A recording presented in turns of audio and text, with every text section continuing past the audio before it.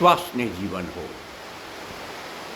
श्वास नै प्राण हो, श्वास नै जीवन जिउने मूल आधार र महाशक्ति हो भने यस सूत्रलाई आत्मसात गर्दै हामी अत्यधिक मात्रामा श्वासको अध्ययन अनुसन्धान चिन्तन मनन र अभ्यास गर्दै आइरहेको छौँ र आज पनि हामी त्यही क्रममा तयारी छौँ र साथमा हामीले योगश्चित्त वृत्ति निरोधः चित्तको वृत्तिलाई निरोध गर्ने ऋषि पतञ्जलि भन्नुहुन्छ जबसम्म हामीहरूले बाहिरबाट प्रक्षेपण भएर जुन मन बनेको छ त्यो मनले त चाहिँ नि उचालेको कुकुरले मृग मार्दैन भन्ने उखानको चरितार्थ गर्छ। यो अर्काले बनाइदिएको मन, अरूबाट लक्षित र प्रक्षेपित यो मन, अरूले नै विकसित र सञ्चालित गराइदिएको यो मन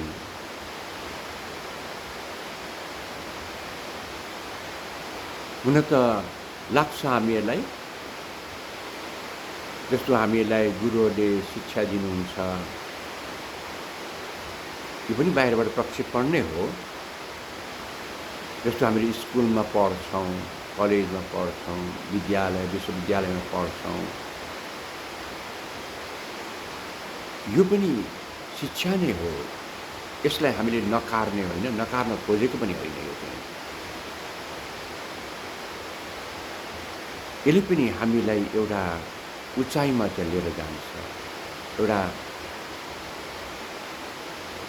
असभ्य मान्छेलाई, एउटा जङ्गली मान्छेलाई, एउटा सभ्य मान्छे, एउटा सभ्य मानव, नैतिकवान, निष्ठावान, अनुशासन, नियम, कानुन यी सबै चाहिँ बाहिरबाट पनि हामीले प्रक्षेपित गरेर त्यस्तो मन बनाइएको हुन्छ। यो पनि एक अर्थमा चाहिँ यसलाई नकार्न मिल्दैन, हामीले स्वीकार्नै पर्छ। तर यति हो कि तुलनात्मक रूपबाट चाहिँ हामीले हेर्दाखेरिमा अर्थात् हामी यति नै शिक्षा हो भनेर यसैमा हामी सन्तुष्ट भइदियौँ। अब यहाँबाट हामीले चाहिँ अगाडि बढ्ने एक पाइला पनि सार्दैन। मैले सिकिसकेँ, पढ्न पढिसकेँ, जानिसकेँ, अब मैले कुनै पढ्न जान्न सिक्न बाँकी छैन भनेर जब विश्वस्त हुन्छ यो मन, अनि यसले अर्को योभन्दा अगाडि खोज्न छोडिदिन्छ उसले। बस यो भ्रम चाहिँ हटाउनु पर्यो। यो शिक्षा पनि हामीलाई चाहिन्छ। यो शिक्षाले आज हामी कमसेकम अहिले योगश्चित्त वृत्ति निरोध के हो भनेर यो खोज्ने, यो बुझ्ने, यो जान्ने त्यति चाहिँ शिक्षा दिनु यही शिक्षाले नै दिएको हो नि त। त्यसकारण त्यसलाई हामीले अहिले नकार्ने होइन, विरोध गर्ने होइन। योभन्दा अझ उच्च कोटिको, योभन्दा अझ विशेष किसिमको यो शिक्षा, यो ज्ञान, यस्तो गुरु चाहियो हामीलाई, यस्तो शिक्षा चाहियो हामीलाई, यस्तो किसिमको चाहिँ हामीलाई चाहिँ शास्त्र चाहियो जो सर्वश्रेष्ठ बन्न सकोस्, जसले हाम्रो यो शरीर, यो मन, यो जीवनलाई आमूल रूपान्तरण गर्न सकोस्। त्यसको लागि हामीहरूको यो खोज हो।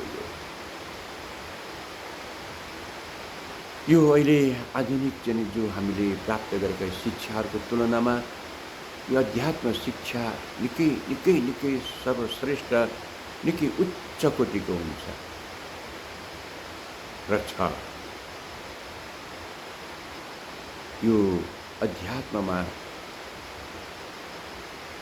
जस्तो हाम्रो अहिले आधुनिक शिक्षामा नियम, कानुन, संविधान, विधान अनुशासन, कर्तव्य यी सबै पाइन्छ। सबै त्यहाँ हामीले पढ्नुपर्छ, जान्नुपर्छ। समाजले पनि हामीलाई सिकाइरहेको हुन्छ। हाम्रो परिवारले पनि त्यसको शिक्षा र दीक्षा दिइरहेको हुन्छ।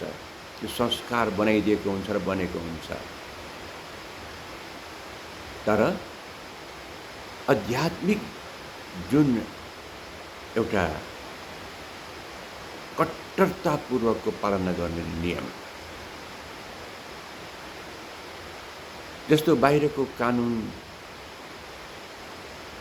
बाहिरको अनुशासन अर्थात् आधुनिक यो हामीले सिकेको कानुन, विधान, संविधान, यसलाई हामीले आँखा छल्न सक्छौँ। हामीले यसलाई छक्क्याएर झुक्क्याएर चाहिँ हामीले म एकदम कानुनको पालना गरेको छु, नियमको पालना गरेको छु भनेर समाजलाई देखाउन मिल्छ। एकदम म उच्च कोटिको चाहिँ अनुशासित, कर्तव्यवान, निष्ठावान मान्छे हुँ भनेर त्यो देखाउन मिल्छ। त्यस्तो बन्दिन मिल्छ। तर भित्र नहुन सक्छ। भित्र अर्कै हुन सक्छ। जस्तो एउटा उक्ति पनि छ, साधुको भेषमा शैतान भन्ने चाहिँ। त्यो रावणले यदि चाहिँ साधुको भेष लिएर नआएको भएदेखि सीतालाई चाहिँ हरण गर्न सक्ने सम्भावना नै थिएन।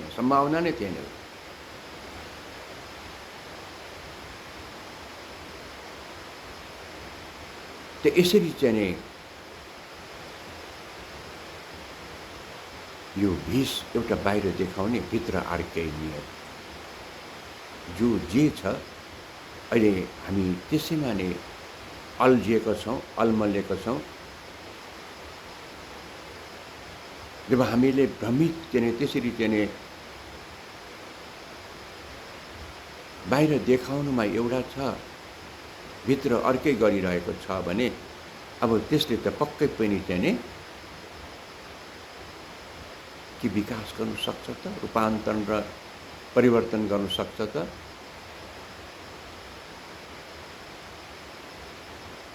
हरेक मानिसहरू, हरेक एक मानिसहरूले चाहिँ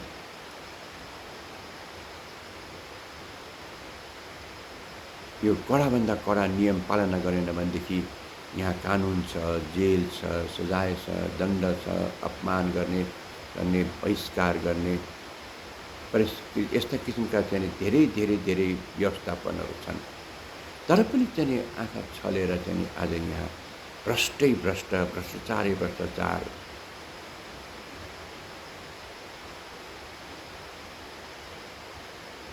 बाहिरबाट हेर्दा त असाध्यै सभ्य मान्छेहरू, एकदम सुधारिएका मानिसहरू, उच्च कोटिका मानवहरू भनेर चाहिँ परिभाषित भएको देखिन्छ। तर छैन, भित्र त छँदै छैन। त यसैको तुलनामा चाहिँ हामीले तुलनात्मक रूपबाट हेर्दाखेरिमा अब हामीले साँच्चीकै नियमको पालना, अनुशासित, कर्तव्यबोध, निष्ठावान त्यो बन्नु छ र बनाउनु पर्ने छ भने हामीले यो अध्यात्म क्षेत्रमा पनि यहाँ चाहिँ रावण जस्ताले चाहिँ